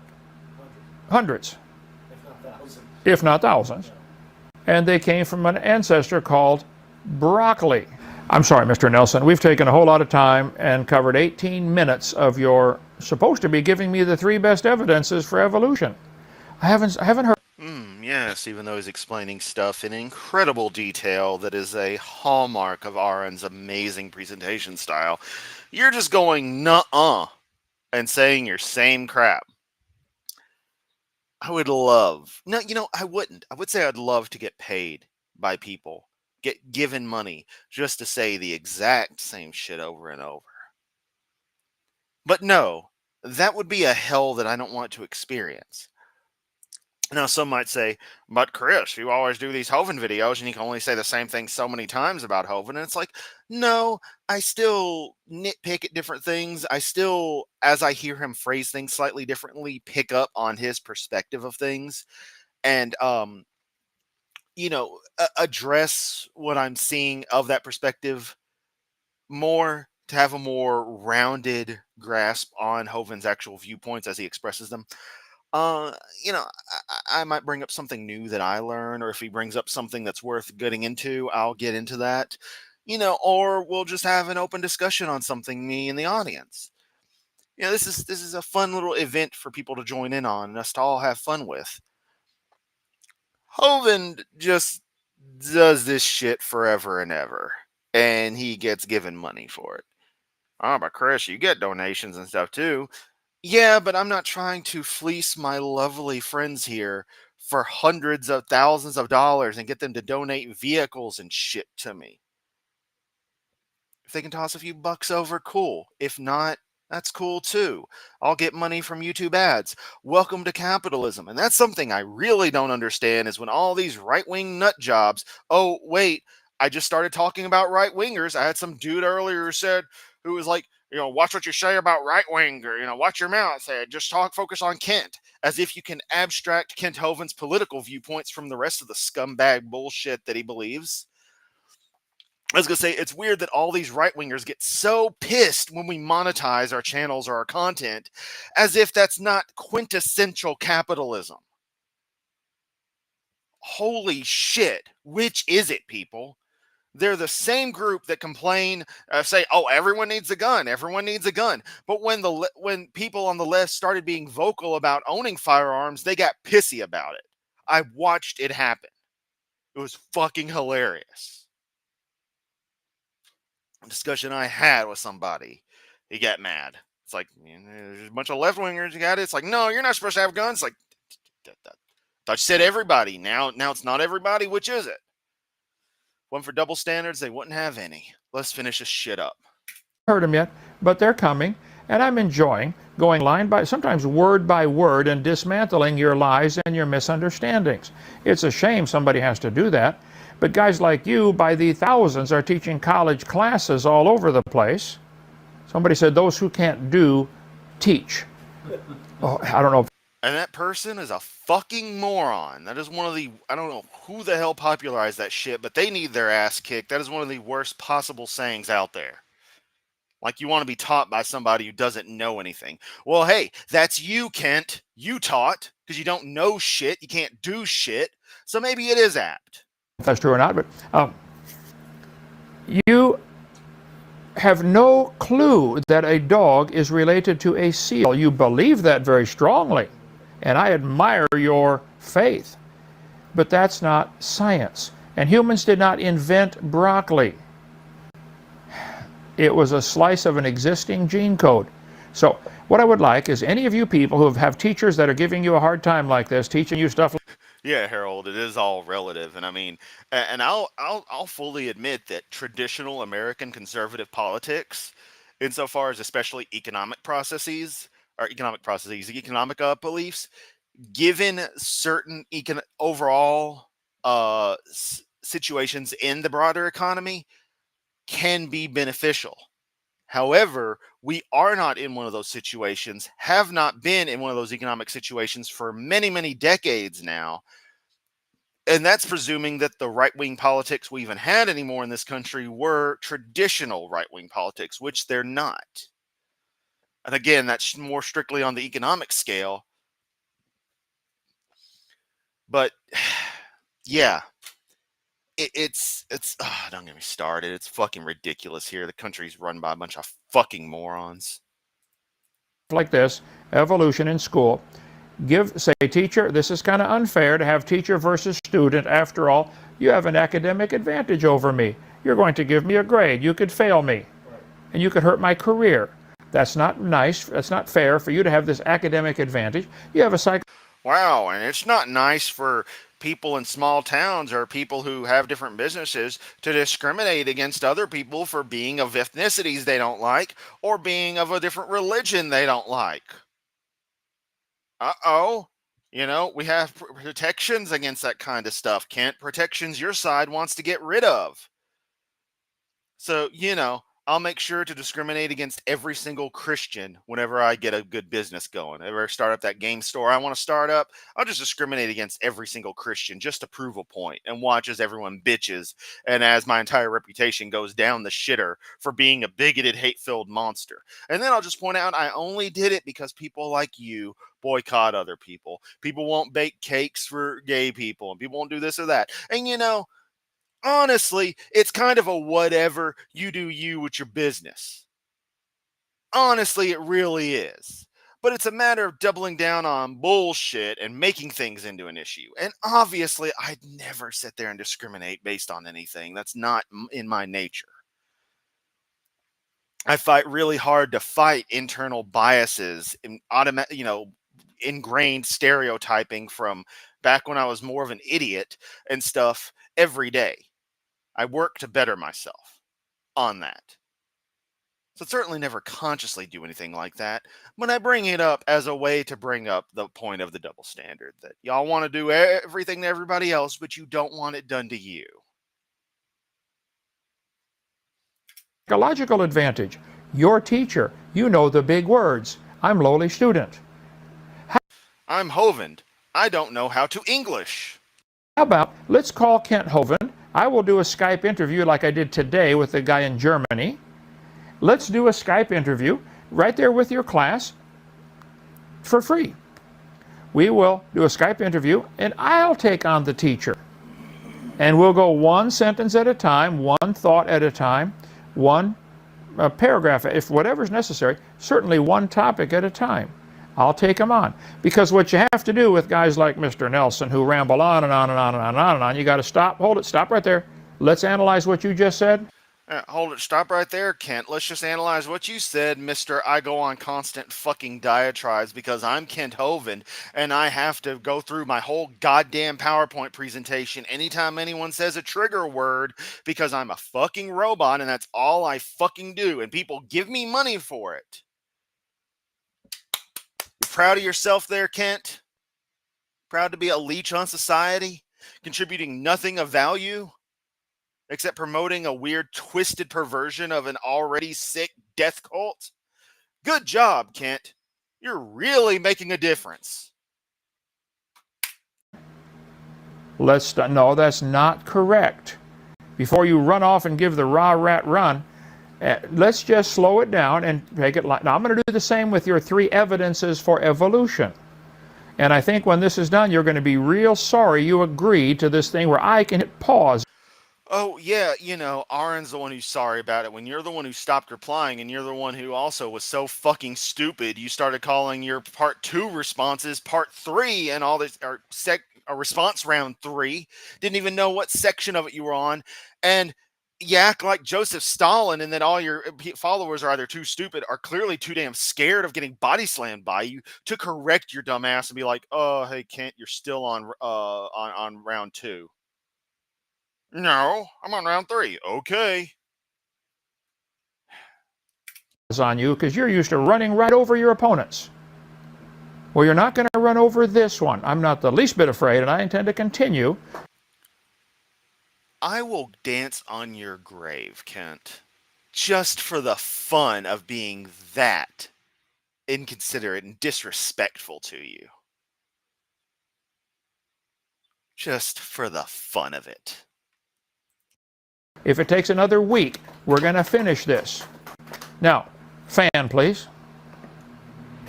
Tune in tomorrow, folks, for session 5. Thank you. Tune in tomorrow, folks, for session 5. Okay, Kent. For joining us. Push thumbs up, like us, subscribe. Come visit Dinosaur. So Adventureland, see it, ring the bell, see you tomorrow, bye. You know, I just realized they'll probably bury this motherfucker on the DAL property.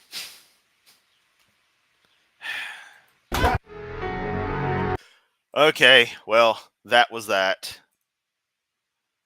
Sick and tired of the city. It's bullshit. I had enough for today. Oh, yeah, the stream's been going for almost 2 hours. That explains it. That explains a lot.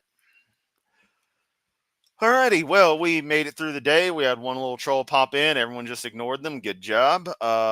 Maybe someone kicked them out. I don't know. If you did and you're a moderator, you did your job right. If not, all good. Yeah. That was that. Hovind being Hovind. We have made yeah. Insane face he made at the end. Yep. It's like yeah. But yeah, we made it to the end. That's video 4 done. I think it hits 7 parts for round 1 of Hovind, so we still got a ways to go, and then we get to the next chunk of stuff. It never ends. And Deviant Pop Truck, parting comments. This was awesome, Krisu. Kent is a fucktard, as always. Which made it a blast, as always. That's good. I'm glad I can, entertain y'all. So glad I can make this garbage watchable. And y'all get to hear me get really, really pissed off and say things that I probably wouldn't say under any other circumstance. Like, seriously, honestly, you see the worst of me unless it was someone who actually actively attacked me like I was in a fight for my life in real time. The worst things you've ever heard me say are more than likely here in these streams. So that's kind of the pinnacle of my darker side. So take of that what you will. I'm open with how I am. Yeah. But unlike Hovind, who is just a worthless person, y'all are absolutely awesome as always. Thanks so much for sticking around. As you know, I'll be somewhere in the Discord, occasionally able to be gotten a hold of. Sometimes I forgot to respond. Sometimes I'm lost in Guild Wars. Sometimes I'm just busy doing that whole work thing that Hovind never does. He puts in work for his stupid projects, but he never does real work. Yeah. Anyway, that's